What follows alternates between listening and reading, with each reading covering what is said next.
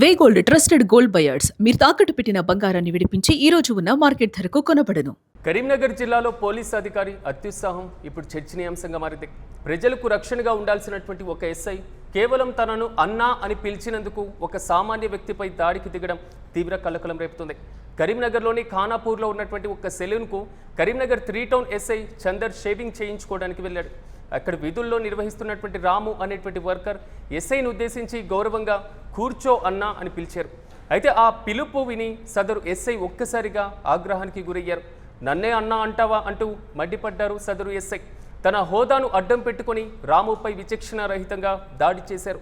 ఒక సామాన్యుడు తనను అన్నా అని పిలవడం ఆ అధికారి యొక్క అహంకారాన్ని దెబ్బతీసినట్లుగా ఆయన ప్రవర్తన ఉంది.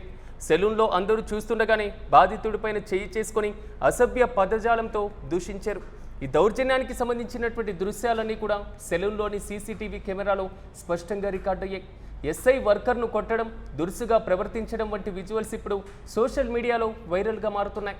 ఈ వీడియో చూసినటువంటి నెటిజన్లు ఇదేనా ఫ్రెండ్లీ పోలీసింగ్ అంటూ పోలీస్ శాఖ పైన విమర్శల వర్షం కురిపిస్తున్నారు.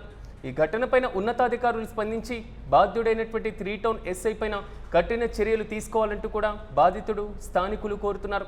ఇంతకీ ఈ విజువల్స్ చూసినటువంటి మీరేమంటారు? దీనిపైన ఎస్ఐ చేసినటువంటి ఈ దాడి, ఈ దౌర్జన్యం పైన మీరేమనుకుంటున్నారో కామెంట్స్లో తెలియజేయండి.